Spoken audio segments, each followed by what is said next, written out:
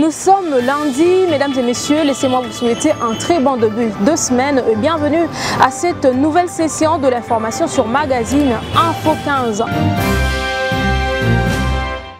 Le président de la République démocratique du Congo, Félix Antoine Tshisekedi Tshilombo, est arrivé à New York, précisément aux USA, le dimanche 17 septembre pour prendre part à la 78e session de l'Assemblée générale des Nations Unies. Retour en images plus commentaires. La République démocratique du Congo est présente à la 78e saison de l'Assemblée générale de l'Organisation des Nations Unies, ONU en sigle, à travers son président Félix Antoine Tshisekedi Tshilombo, qui est arrivé le dimanche 17 septembre 2023 à New York. Le chef de l'État congolais prendra la parole le mercredi 20 septembre 2023, d'après le programme qui lui a été confié. Après son intervention à l'Assemblée générale, le président Félix Tshisekedi aura une tête-à-tête avec le secrétaire général des Nations Unies, Antonio Guterres, sur la situation sécuritaire que traverse son pays, la RDC, surtout dans la partie Est. Et en même temps, il aura encore une tête-à-tête avec la MONUSCO. Après, le président Tshisekedi sera aussi présent au forum sur l'objectif du développement durable ODD en sigle. Il faut savoir que lors de son allocution à l'Assemblée générale des Nations Unies, le président Tshisekedi va marteler sur les tueries à l'est de la RDC causées par le M23 soutenu par le Rwanda. D'après les directeurs adjoints de la cellule de communication présidentielle, le président Tshisekedi sollicite l'appui de la communauté internationale afin de se mettre devant pour prendre des mesures sur la situation qui traverse la RDC depuis plusieurs décennies. Ce lundi 18 septembre, l'on observe une forte tension à Goma, précisément au quartier Ndosho, Katoi et une partie du centre-ville, revendiquant la libération de 143 fidèles arrêtés le 30 août dernier avant l'inhumation des victimes de ces drames. Regardez. Nous sommes dans la partie est de la République démocratique du Congo, précisément dans la ville de Goma, au quartier Ndosho, Katoi et dans une partie du centre-ville, où plusieurs tensions s'élèvent contre la décision de l'inhumation et enterrement des victimes du drame du 30 août 2023, suite aux répressions meurtrières de la marche des adeptes de la secte Wazalendo. Les familles demandent notamment la libération de 143 fidèles avant toute inhumation. L'annonce de l'inhumation et enterrement de victimes de cette répression a été faite dans un communiqué officiel du porte-parole du cabinet du gouverneur du Nord Kivu, le lieutenant Guillaume Djike Kaiko, pour ce lundi 18 septembre dans le cimetière des Mako à Goma. Le lieutenant-colonel Guillaume Djike avait demandé à toute la population à travers le même communiqué d'observer une attitude de prière afin d'accompagner le corps des illustres disparus dans leur dernière demeure. Chose contraire, ce lundi, la population est dans la rue pour de revendications. Quelques semaines après l'ouverture de dépôt de candidature pour l'élection présidentielle 2023, Michel Mouika, président du Parti national pour la nouvelle énergie du Congo, a à son tour annoncé son intention de défier le président Félix Tshisekedi dans les urnes. Le jeune fermier Michel Mouika s'est déclaré candidat à la présidentielle prévue en décembre prochain. Le candidat fut l'ex-président des étudiants congolais. Il n'est donc pas un nouveau venu dans la politique, car il s'y connaît. Après avoir dirigé les étudiants, le jeune acteur s'est lancé dans la politique active et est aujourd'hui chef d'une formation politique, le Parti national pour la nouvelle énergie du Congo. Le jeune Congolais tient à apporter un vent nouveau pour changer la donne en République démocratique du Congo. Grâce aux élections qui pointent à l'horizon, celle-ci espère ramener une autre méthode pour la refondation de l'État congolais. Michel Mouika dit compter sur la jeunesse congolaise et croit durement comme un fer que la République démocratique du Congo peut être remise sur le rail et emprunter la voie du développement et devenir ainsi un État fort au cœur de l'Afrique. Car notre pays va dans la mauvaise direction, a-t-il dit. reste des actualités, le général Peter Chirimwani Kuba est nommé commandant des opérations militaires dans la province du Nord Kivu. Il remplace ainsi à ses postes le lieutenant général Constant Ndima Kongba sur instruction du chef de l'État Félix Antoine Tshisekedi Tshilombo. Suivez. C'est sur instruction du président de la République démocratique du Congo que le général Peter Chirimwani Kuba prend les bâtons de commandement à la tête de la province du Nord Kivu. Il remplace ainsi le gouverneur militaire Constant Ndima Kongba. Dans cette partie où l'état de siège a été installé par le chef de l'État pour faire face à des tueries causées par le terrorisme du M23 soutenu par le Rwanda.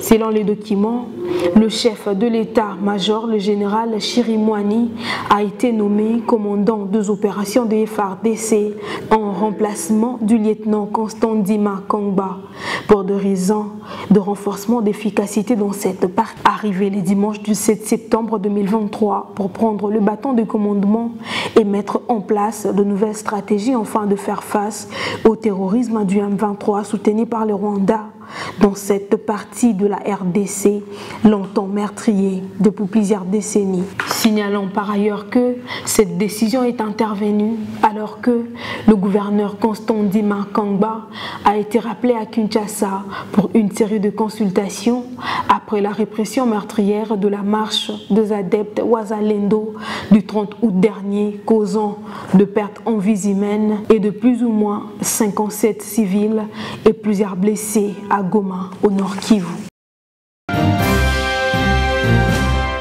Restant toujours en province, mise aux arrêts par le gouverneur de la province du Kasaï central, John Kabeya, les deux chefs de secteur pour avoir détourné les fonds alloués pour le projet agricole initié par son gouvernement. Esther Mouzembe nous en dit plus. Une dizaine de chefs de secteur de la province du Kasaï central ont été arrêtés samedi 16 septembre sur instruction du gouverneur John Kabeya Chikai pour détournement du fonds des projets agricoles communautaires initiés par les gouvernements provincial.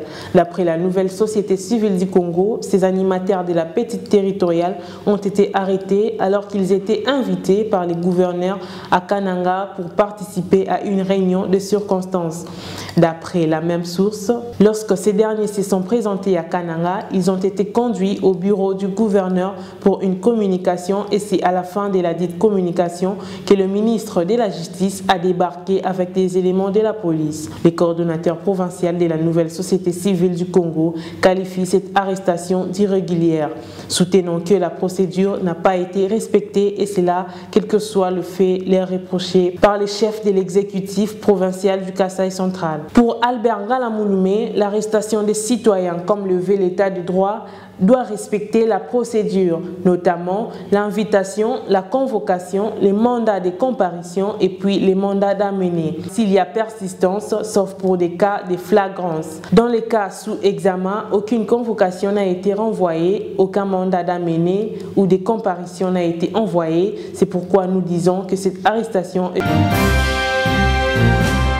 L'actualité, c'est aussi le monde entier célèbre la journée du nettoyage lancée en septembre 2018 en vue de s'attaquer au problème mondial des déchets et bâtir un monde nouveau et efficace. Suivez. Chaque 18 septembre de chaque année, le monde célèbre la journée mondiale du nettoyage, dit aussi journée mondiale de ramassage de déchets. Une journée inspirée de l'action Let's Do It, née donc en Estonie. Cette journée promeut aussi de devenir l'un des événements internationaux les plus marquants parmi tous ceux qui marqueront les centenaires de cette république.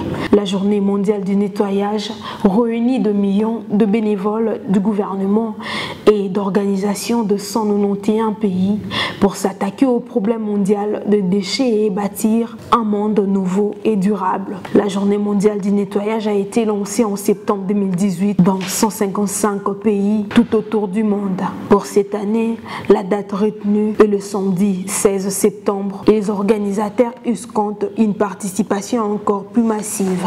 Chacun est donc appelé, quelle que soit sa nationalité ou son lieu de résidence, à se remonter le manche, à se joindre à l'effort commun. En République démocratique du Congo, plusieurs activités ont été organisées dans le but de prouver son implication et sa participation dans la lutte contre la destruction du monde et de la nature. Parlons société à présent. La fondation Patrick Massoya, par son coordonnateur Richard Bokimbo, a effectué une descente au camp militaire EDAF pour procéder à l'installation du comité de cette cellule. Divine Bala nous en dit plus. Patrick Massoya, c'est avec un amour franc porté aux démunis et aux personnes vivant avec handicap que la fondation Patrick Massoya s'est rendue au camp militaire EDAF pour un entretien conséquent avec le membre de la fondation. Le coordonnateur Richard Bokimbo a dans son allocution expliqué le bien fondé de la fondation Patrick Massoya dont la devise est « Solidarité, travail et développement ». Il a de même rajouté que la dite fondation est prête pour soutenir toutes ces femmes désirant faire une activité commerciale. Nous avons un message au développement de la fondation Oyo Patrick Massoya. Nous allons, moi, la mission est matérielle. Moi, la matière, il y a beaucoup de gens qui ont fait grâce à la classe en Amérique. En Amérique, on a vu un bon on a fait un bon ébélé. Alors, il y a un bon on a vu. Là, il n'y a pas la maman qui a fait. On a dit la matière. Il y a une maman. On va faire un plondo, un pilipili, un tomate. On a posé ça quand même. Bon, on va faire ça.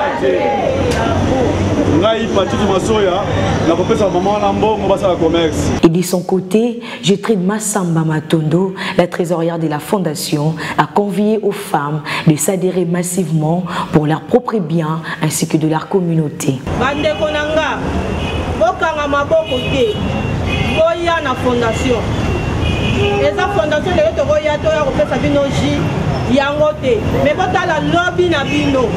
Lobby na biso tofani na banda kusala kosala ezate or soka sali kusala moko ya entrepreneuriat afongoli babiloko moko esali baformation ndenge basalaka bakwanga na bazosala ngo na maboko te ndenge tosala boye me wana ekoma lokola industrialisé ndenge basalaka mapa. Motivées par ces beaux discours, ces femmes ont adhéré à la fondation Patrick Massoya pour être bénéficiaires de cette faveur accordée par le fondateur. À savoir, la fondation Patrick Massoya est une structure apolitique qui se préoccupe du social de la population ainsi que l'octroi financier pour développer l'économie du pays. Toujours dans ces mêmes registres, il a procédé à l'installation du nouveau comité provincial de sa fondation portant son nom, Patrick Massoya, à la ville de Matadi, précisément au Congo central. Retour en image. C'est sous un accueil chaleureux que les membres de la fondation Patrick Massoya ont reçu leur président fondateur de cette association. Son but lucratif sur la place Les Coupins, en Voidou, précisément à Matadi dans le Congo central. Avec une forte mobilisation, les massoïstes ont accompagné leur président Patrick Massoya et son épouse dans la salle Tsona au rond-point Kimbangu pour une réception coutumière. Prenant la parole en premier, le président provisoire du comité souhaite la bienvenue au couple Massoya et profite par la même occasion de présenter ses remerciements à ces derniers pour son implication et son soutien aux membres de sa fondation et à la population matadienne en général. À son tour, l'initiateur de la fondation Patrick Massoya a fait savoir que l'amélioration des conditions de la jeunesse dans la lutte contre le chômage et la pauvreté reste l'un des piliers de son plus grand combat. Nous avons un sérieux problème de chômage ici. Nous avons une jeunesse qui souffre et la fondation est là. Le but de notre travail ici, c'est de promouvoir des outils pouvant permettre à nos jeunes frères et sœurs d'être bien équipés pour être en mesure de faire face à la compétition dans le marché du travail. Et aussi, la fondation Patrick Massoya est en train de faire une étude par rapport aux formations professionnelles, encore une fois pour équiper les jeunes dans ces domaines de travail pour qu'ils soient en mesure de répondre à la demande du travail ici, être vraiment compétitif. Et à nos mamans qui chôment, à nos mamans qui s'époumonnent pour nourrir nos enfants. Et nous croyons que si nous, la Fondation Patrick Massoya, nous bâtissons une jeunesse responsable, c'est ça le futur même de notre pays, c'est ça le futur de notre belle ville de Matadi. S'en est suivi d'une nouvelle installation du comité provincial de la Fondation Patrick Massoya, à savoir Richard Boukembo occupe les postes du coordonnateur, Jean Firmin Niati, coordonnateur adjoint, Célestin Moulumba au poste de secrétaire ainsi que Gertrude Massamba Matondo au poste de trésorière. Plusieurs orientations et instructions ont été données à cette nouvelle équipe mise en place par le président de la dite fondation en vue d'atteindre ensemble les objectifs assignés pour le développement de la ville de Matadi en particulier et de la République démocratique du Congo en général. En sa qualité d'un bon père qui n'oublie jamais ses enfants, Patrick Massoya a ramené pour le femmes de sa fondation le pain et d'autres biens matériels après son arrivée de Ziesa.